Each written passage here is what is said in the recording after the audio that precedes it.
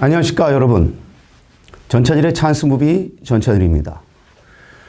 오늘은 지난번에 예고했듯이 스티븐 스필버그, 더 이상 설명이 필요 없는 현대 대중영화의 대명사이죠. 스티븐 스필버그의 신작인 파벨만스에 대해서 간단히 한번 짚어보도록 하겠습니다.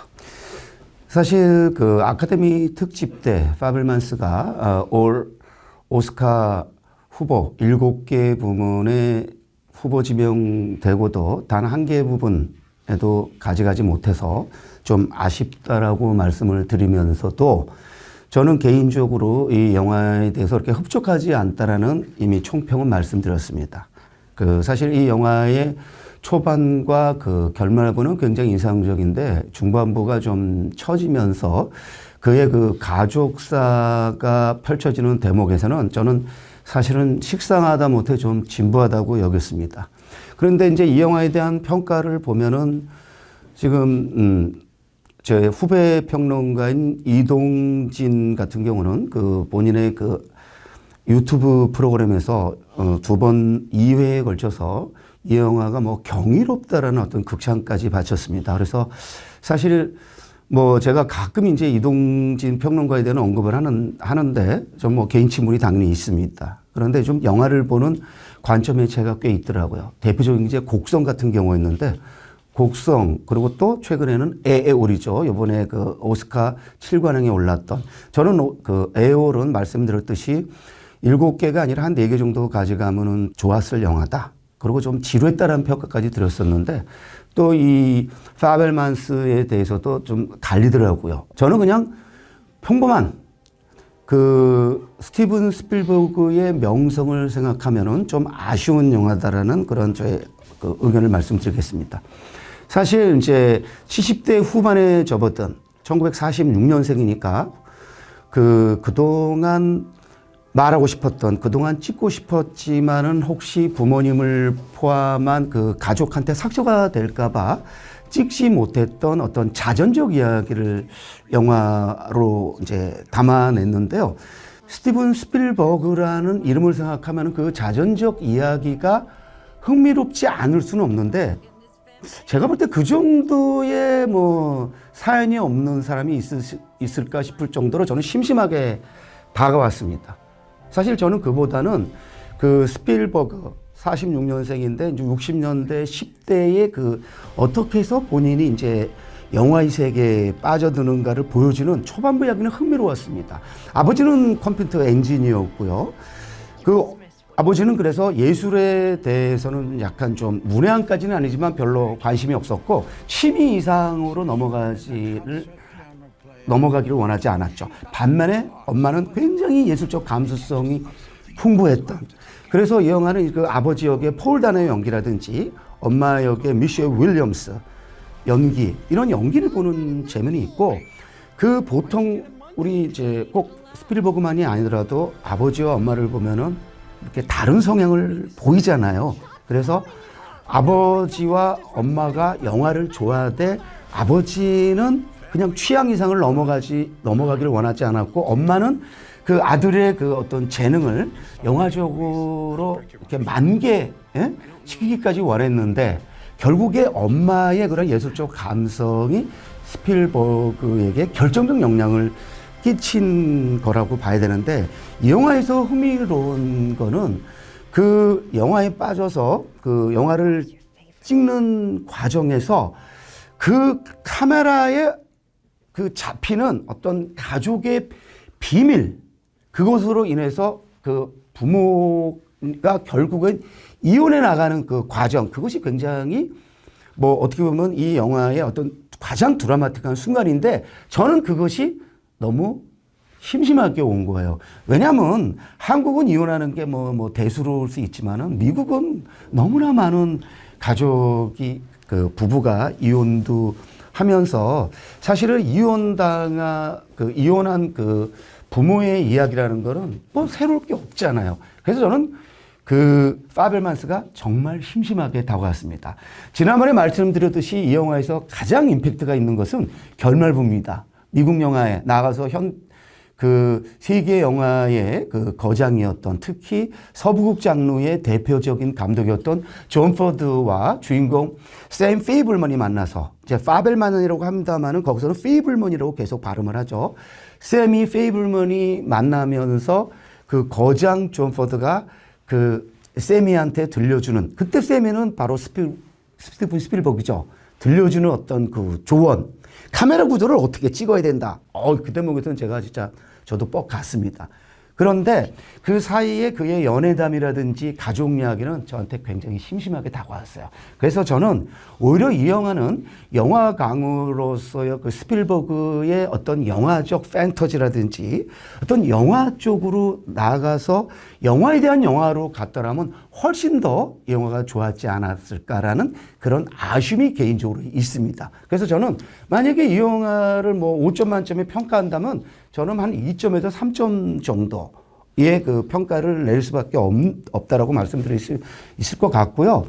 사실 그 스티븐 스필버그의 그 50년에 걸친 영화 이렇게 구력을 봤을 때 파벨만스는 분명히 주목할 만한 영화인 것은 사실이지만, 특히 수십 년 동안 본인이 말하고 싶었던 어떤 자전적 이야기를 영화화했다는 점에서는 주목할 만하지만은 그의 전 필모그래피에서는 중간 정도밖에 위치하지 못할 그런 영화이지 않은가, 이런 생각을 해봤습니다. 여러분 아시다시피 그 스필버그는 1975년 조스의 그 기념비적인 성공으로 우리가 오늘날 알고 있는 할리우드 블록버스터의 기준을 세운 그러한 감독이죠. 그 기준은 북미 흥행 1억 달러입니다. 그리고 77년에 조지 루카스가 스타워즈를 만들어서 그 영화의 또 그 기록적인 성공으로 인해서 결국엔 두 영화가 헐리우드 블록버스터의 기준을 만들고 지금도 그 기준이 유지되고 있는데, 제가 볼 때 그 파벨만스 이 영화는 조스를 넘어서지 못했다는 생각을 합니다. 그 스필버그의 최고작이 무엇이냐라고 했을 때 사람마다 좀 다르겠지만은 당연히 보통은 이제 쉰들러의 리스트를 얘기하고요. 저도 쉰들러의 리스트라고 생각하는 사람입니다. 1994년도 아카데미상에서 최우수 작품상, 감독상 등 8개의 부문을 차지했죠. 그리고 이제 또 한편의 유명한 영화가 있죠. 1999년 라이언 일병 구하기, 세이빙 프라이빗 라이언. 그 영화로 작품상은 아니고 아카데미 감독상 등 5개 부문을 차지했는데, 여러분 아세요? 놀랍게도요, 스필버그는 그 두 영화 이외에는 감독상을 수상하지 못했다라는 거예요. 그 후보 지명은 여러 번 됐는데, 그러면 그 두 영화가 전부 90년대잖아요. 그건 무슨 얘기냐? 21세기 접어들어서 만든 영화 중에 어떤 영화도 감독상을 가져가지 못했다라는 겁니다. 그것은 그 뭐냐? 미국을 대표하는 제임스 캐머런, 조지 루카스와 더불어 미국을 대표하는 대중흥행 감독인 스필버그가 정작 아카데미로부터는 충분한 인정을 받지 못했다는 거예요. 21세기로 한정하면 말입니다. 그러다 보니까 파벨만스에서도 그렇게 경이로운 영화면 7개 후보 지명된 데서 한두 개는 가져갔어야 되는데 단 한 개도 가져가지 못한 건 뭐냐면 어정쩡한 영화로 평가를 결국에 아카데미 회원들한테 받은 것이 아니겠느냐. 물론 이니셜인의 벤시처럼 제가 볼 때는 걸작임에도 불구하고 9개 부문에 후보 지명되고 무관으로 돌아간 경우도 있습니다. 그렇지만은 제가 볼 때 이니셜인의 벤시하고 파벨만스하고 비교해보면 그 영화적 수준 차는 좀 난다라고 볼 수밖에 없고요. 그 마틴 맥도나 스티븐 스필버그 그 감독의 지명도나 그동안 그 거론 행보를 비교하면 마틴 맥도나는 스티븐 스필버그에 비교될 수 없죠. 그럼에도 제가 볼 때 그 파벨만스는 그 이니셜인의 벤시 같은 어떤 영화적 수준에는 이르지 못했다는 게 제 느낌입니다. 사실 파벨만스를 보면서 가장 흥미로웠던 건요, 거기서 말이죠, 그 주드 허시라는 그 나무 조연 연기하는 분이 나오는데 그 2시간 반이 넘는 영화에서 한 1, 20분도 채 안 나옵니다. 그런데 후보 지명이 됐어요. 나무조연에서.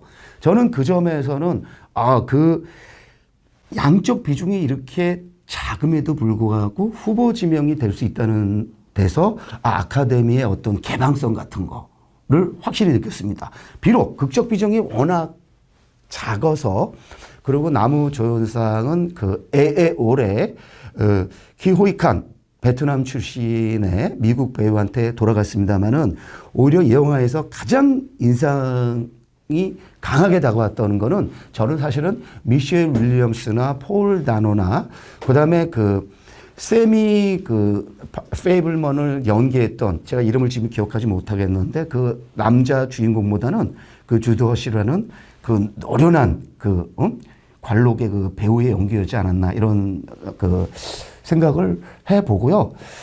그 스필버그의 명성을 생각했을 때 저는 이 감독이 그 자전적 이야기라는 사실에 그 이렇게 집중하다 보니까 이 영화를 지나치게 추억담으로만 펼쳤다는 것이 그 파이블만스의 가장 큰 약점이지 않는가 이런 생각을 저는 개인적으로 하고 있습니다. 무슨 얘기냐? 평범하게 자기의 과거를 추억으로 펼치는 걸 넘어서서 비록 그 자신의 경험은 추억을 바탕으로 한다 할지라도 어떤 우리 삶, 나아가서 어떤 영화의 세계에 대한 어떤 결정적인 어떤 통찰 같은 것을 구현하는 단계로까지 갔어야 되는데 거기까지는 이르지 못했다라는 아쉬움이 있습니다. 그리고 여러분 이렇게 세미가 이렇게 영화를 찍다 보니까 그 카메라 안에 포착되는 그 가족의 비밀로 인해서 그 세미가 굉장히 막 그 엄마도 막 원망하게 되고 왜냐하면 거기서 엄마가 결국에는 굉장히 그 가족하고 친하게 지내는 아버지의 어떤 절친하고 결국엔 불륜의 관계라는 것이 드러난 거거든요. 영화나 사진에 의해서 눈에 보이지 않는 진실이 이렇게 드러나는 이런 설정은 1967년에 칸 영화제 황금 종려상을 받았던 미켈란젤로 안토니오니의 걸작 욕망이라고 이제 우리말 번역되어 있는데 블로업은 사진에서의 그 확대를 말하는 건데요.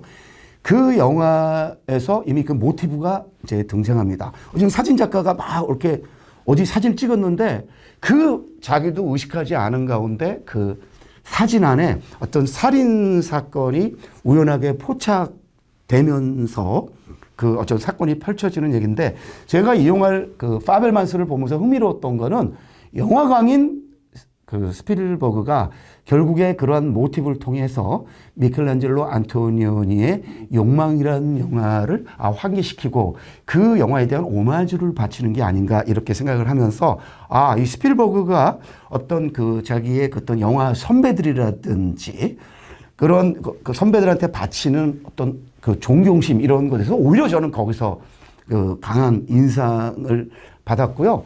그 다음에 이제 우리 스필버그의 약점은 말이죠. 가령 봉준호 감독 같은 경우는 흥행에서도 최고지만은 비평적 영화제 한 영화가 평가받을 수 있는 모든 채널을 통해서 최고의 정상에 올랐다고 이미 말씀을 드렸는데 스필버그는요. 예를 들면 평생 동안 세계 최고의 영화제라는 그 칸 영화제는요. 딱 한 번밖에 공식 초청을 못 받았어요. 그것도 1974년작인 슈가랜드 특급이라는 더 슈가랜드 익스프레스라는 영화로 칸 영화제에 초대받아서 그때 각본상을 받았는데 그게 유일합니다. 여러분 놀랍지 않아요? 스필버그라는 명성을 생각하면 어떻게 칸 영화제 같은데 딱 한 편밖에 초대를 받지 못했을까? 그게 바로 스필버그의 치명적 약점입니다. 그래서 본인은 그 그러니까 대중성, 흥행성에서는 세계 최고의 그 흥행 감독으로서 모든 기록을 갈아치웠는데, 가령 제임스 캐머런 같은 경우도 뭐 비슷합니다만은, 제임스 캐머런이 뭐 칸 영화제에서 무슨 영화 뭐 이렇게 초대받아가지고 공식 초청받아가지고 뭐 칸 영화제를 통해서 페스티벌에서 널리 폭넓은 사랑받고 이런 감독이 아니잖아요. 마찬가지로 스필버그도 그런 약점이 있습니다. 그래서 스필버그가 이제 70대 후반입니다만은 저는 아직 뭐 스필버그는 한 2, 30년 더 영화를 만든다고 생각을 했을 때 스필버그의 영화가 아카데미에서 다시 한번 감독상과 작품상도 한번 거머쥐고 칸 영화제에서 좀 어떤 큰 상도 한번 받아가는 그런 쾌거를 일구기를 사실은 바라고 그런 어떤 치명적 약점을 좀 극복해 나간다는 그런 바람이 있고요. 파벨만스를 보면서 영화가 흥미롭대. 스필버그라는 명성을 감안하면 걸작이나 뭐 최고 영화다라고 거품 물기에는 부족한 게 많은 너무나 평범한 영화이지 않았나라는 이러한 저의 총평을 말씀드리고 스필버그 팬들은 기분 나쁠 수 있지만 이게 저의 솔직한 평가니까 여러분이 참고해서 뭐 이동진 제 후배 평론가인 이동진 같은 평가로 그 영화에 열광할 수도 있고 저처럼 좀 이렇게 비판적 거리를 두고 실망한 영화라는 그런 아쉬움을 갖고 볼 수도 있으니까 여러분이 어떻게 영화를 보실지는 모르겠습니다만 한번 또 그 영화를 나름대로 즐기시기를 바라면서 이것으로 또 이번 전찬일의 찬스북 마치겠습니다. 다음에 어떤 영화로 여러분을 찾아뵐지는 조금 더 생각해보고 만나 뵙도록 하겠습니다. 고맙습니다.